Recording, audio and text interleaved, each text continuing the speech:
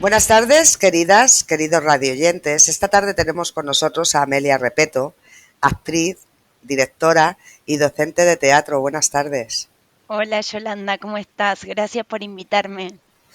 Cuéntame, ¿cómo una psiquiatra acaba en las artes escénicas?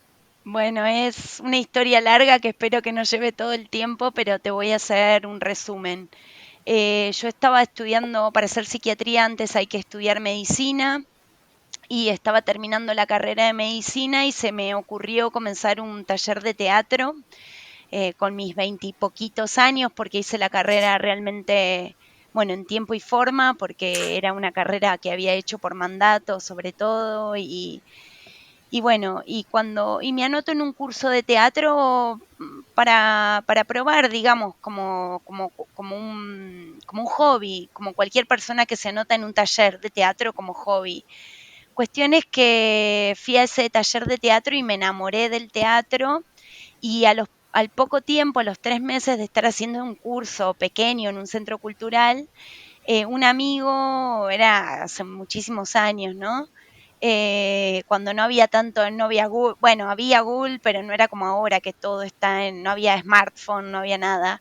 Me dice, están haciendo un casting para un festival de teatro que va a ser en Uruguay, yo no conocí Uruguay, eh, y bueno, van a hacer un casting. Y le digo, ay, yo quiero ir al casting porque me sentía fabulosa en mis 3 meses de teatro, sentía que era lo mío. Y le digo, ay, pero no tengo ningún currículum. Bueno, me invento un currículum. Y con el currículum y audicioné. Entonces, como que a partir de esa quedé y viajé al Festival de Teatro. En el momento del festival me encontré con un festival latinoamericano donde todos tenían mucha experiencia y mis compañeras de la obra tenían mucha experiencia y cuando empezamos a hablar dónde estudiaba cada una, ellas me dicen, yo digo, no, yo mucho no estudié, bueno, no sé cómo había quedado, no sé. Cuestión que les pregunto, ¿y ustedes dónde estudiaron? Y me dicen, en ese momento era el IUNA. Y le digo, ¿qué es el IUNA? La Universidad de Teatro, me dicen. Y yo, que no tenía nada que ver con ese universo, le digo, ¿cómo existe una universidad de teatro? Y me dicen, sí. Y le digo, ay, pero ¿qué se estudia ahí? Y me empiezan a contar y yo me volví loca y ya al año siguiente rendía lo que sería aquí el MIR para hacer psiquiatría. Y bueno, y comencé la residencia en psiquiatría, entonces me di un tiempo y dije, bueno, la universidad en Argentina es pública y gratuita, pero el ingreso en ese momento a teatro era muy, muy difícil, entraban un 10% de la gente que se presentaba pero yo tenía un nivel de impunidad tremendo porque mi vida iba a ser otra cosa, iba a ser la psiquiatría, una vida muy, ya la tenía diagramada la vida como iba a ser.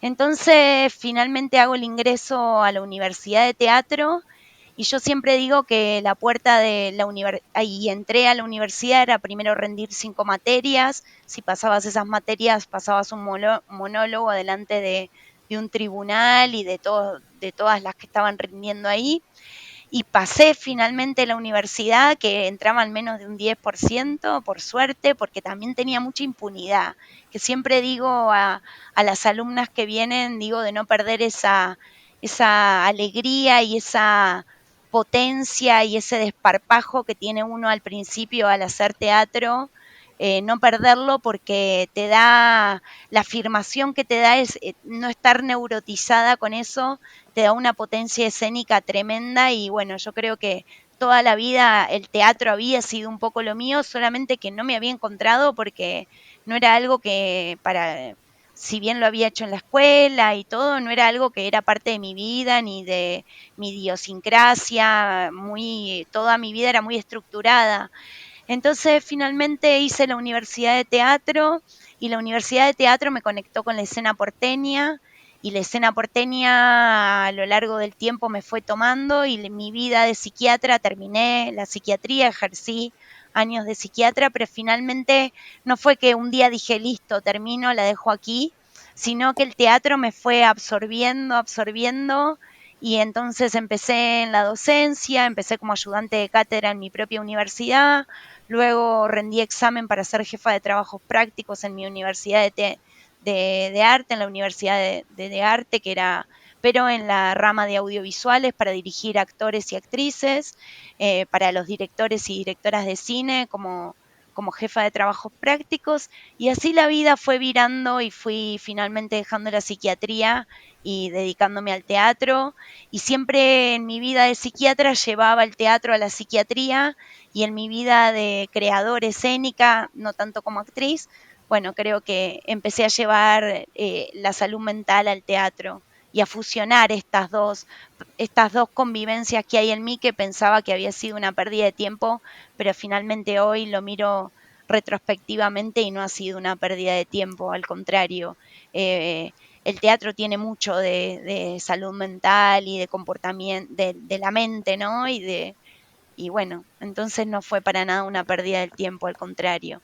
Ahora mismo estás inmersa en un proyecto que es el Laboratorio de Creación de Monólogos. Háblanos Sí, un poquito sobre... sí. Estoy haciendo un laboratorio de creación de monólogos en el Umbral de Primavera. Es un lugar muy querido, muy amoroso, un teatro precioso, en donde vamos trabajando a partir de las singularidades, por eso de cada intérprete y del deseo de cada intérprete sobre qué tiene ganas de decir cada intérprete, vamos trabajando generar un monólogo. No tanto desde siempre digo que hay como un oxímoron en mi taller, en mi laboratorio, porque es como un laboratorio como no textocéntrico, donde le faltamos el respeto al texto. Y eso puede ser una falta de respeto para la comunidad teatral, pero lo que vamos haciendo es generar hipótesis de investigación en donde el texto después se fusiona todo con todo, pero es una excusa para explorar todos nuestros gradientes actorales. Entonces, un monólogo que me permita a mí explorar todos mis gradientes actorales, emocionales, formales, expresivos, a partir de un texto. Entonces, que no sea que el intérprete tiene que ir detrás de lo que dice el texto, sino que la actuación va siempre por delante y el texto es una excusa para actuar diferentes cosas, para disociar lo que digo de la emoción, o sea, y cada uno va encontrando su propia singularidad a través de las imágenes que trae, a través de su formación, a través de sus narrativas de vida, no porque me meta con la vida de las personas para nada, sino con las texturas que trae cada persona. Yo siempre digo, bueno, yo por ser de Buenos Aires tengo unas texturas, no es lo mismo, siempre digo una película si le dan a una película sobre un amor a Lucrecia Martel de Argentina, a Claudia Liosa de Perú, a Haneke, a Kaurismäki, cada uno va a ser por ahí, le dan la misma temática, pero cada uno va a poner su textura por las propias imágenes que conlleva. Entonces, hacer de lo que trae cada uno una singularidad única e irrepetible en escena. Entonces, tratar de pesquisar esas singularidades para llevarla a esa escena y a su vez llevar también todos nuestros gradientes como posibilidades de intérpretes. Entonces, no hay una actuación estandarizada, no hay un bien, un mal, sino encontrar esa cuestión singular que tiene cada intérprete para dar a la escena y yo poder, como una buena pescadora, registrar qué es eso para sacar lo mejor que tiene el intérprete y llevarlo a la escena. Y trabajamos también de una manera laboratorio, siempre trabajo desde el primer día con vestuarios, con iluminación, no porque el vestuario tenga que ser congruente con lo que se va a decir, sino para generar un clima ficcional, onírico, pictórico, que también ayude a colocar al cuerpo, la emoción, la expresión, el ambiente en una gran bacanal onírica, le digo yo. Así que eso. Entiendo entonces que las personas que participan en este laboratorio son personas ya con una experiencia previa. Sí, son personas que el laboratorio de monólogos es para personas con experiencias. Sí, con experiencia escénica, que vengan de donde vengan, pero que tengan experiencia. Hago otros talleres que son para personas principiantes e intermedias, que tienen experiencia intermedia o principiantes en otro espacio que es la parcería, que es un gran espacio cultural eh, que es maravilloso y que tiene muchísimas actividades, pero bueno, fui yo la que inauguró dentro de ese gran espacio que es la parcería, emblemática en Madrid por hacer un punto de contracultura, un punto latinoamericano friendly, un espacio queer, un espacio con mucha apertura, afro, con mucha. Entonces, la parcería es un gran lugar y se ha armado un grupo también muy potente y muy maravilloso. Y, por ejemplo, trabajamos ahí todos los lunes, pero esta semana alguien va a poner una casa y vamos a explorar una casa vacía, teatralidades. Así que también siempre investigando, esa es la temática. ¿Qué requisitos tendríamos que tener si queremos apuntarnos y cómo a esos talleres de principiantes? Deseo.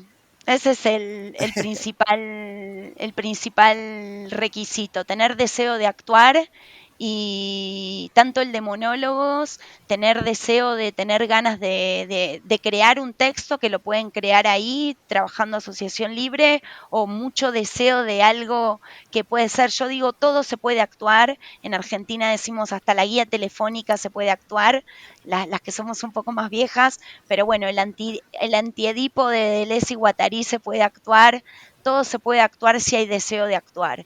Y yo creo que eso, que la riqueza de la actuación y de las imágenes reside en nosotros y la potencia del cuerpo. Entonces, y yo creo que el deseo, no hay maquinaria más potente que el deseo de actuar. Entonces, muchas veces vale más alguien que no tiene tanta experiencia, pero que tiene un deseo que quizás el deseo también se va encendiendo a medida que uno hace la actividad. Digo, el deseo mueve montañas. Peco de un poco de estar muy pregnada como buena argentina del psicoanálisis. Entonces, ahí Lacan y todo, peco de eso. Pero también el deseo como maquinaria de mover cualquier cosa, digo, no hay. El deseo es una máquina muy potente y si quien mira tiene la capacidad, yo siempre, la formación en teatro me formé en un momento muy duro del teatro, donde el maestro, la maestra eran duras, en la universidad era dura, los maestros, los grandes maestros eran muy duros. Yo creo que agarrando su genialidad, pero tratando de dirigir desde el deseo, encendiendo el deseo del intérprete, creo que es una manera muy amorosa y feminista también de que las personas puedan sacar lo mejor de sí y no desde el trauma, sino desde un lado más de la ternura y de encender el deseo. Eso no quiere decir que no se va a criticar o que no se va a decir cuáles son los puntos débiles, pero hay maneras y maneras, hay amorosidades, hay formas de dar devoluciones y yo creo que esas formas hacen que a la persona, en vez de traumatizarla, se le encienda el deseo. ¿Dónde podemos ver a Amelia como actriz actualmente? Actualmente no estoy en escena, pero a partir de marzo voy a estar, del 1 de marzo voy a estar en el Teatro del Barrio, que ha ganado el Premio Nacional de Teatro, es un teatro hermoso de Madrid, que está en Lavapiés. Voy a estar con una obra de Fernando Ferrer, un gran director y dramaturgo argentino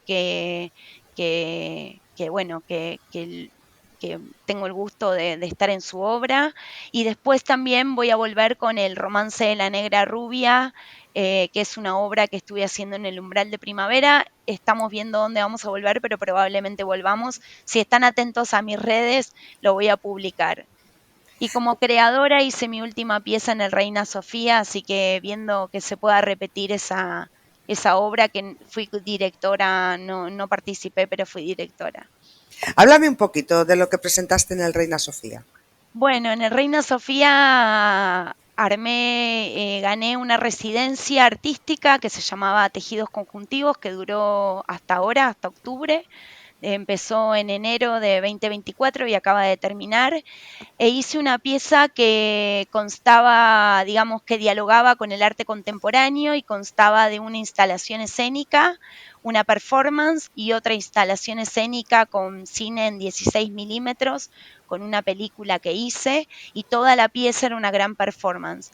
La temática de la pieza era el exilio femenino, siempre se consideró el exilio como una de las principales causas para el desencadenamiento de enfermedades de salud mental, y siempre se consideró que el exilio está arraigado al exilio político, al exilio por guerras, pero hay una nueva hipótesis que es la que las mujeres estamos dando batalla, que es el exilio, no el exilio, la batalla feminista que estamos dando.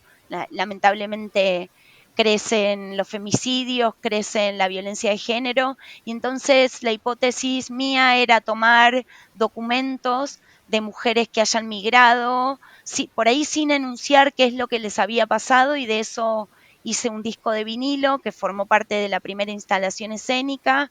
Entonces trabajé con todas mujeres el trauma del exilio y la medicalización del trauma. Entonces era una crítica poética, claro, sin ser directa, hablando de otras cosas, era una crítica a la medicalización del trauma por el exilio. Y en el medio había, digo, había cajas de clonazepam gigantes, transcurría con las mujeres migrantes en el jardín, en las instalaciones escénicas, hice una película de 16 milímetros, así a la anticuada, en el cementerio con cajas de clonazepam, hice la película, y también en el medio había un musical de una canción de Cyndi Lauper, de todos bailarines, haciendo una canción como contrapunto de los momentos más angustiosos y solemnes, y bueno, la performance tenía momentos muy crudos, entonces trataba de hacer punto y contrapunto dramatúrgico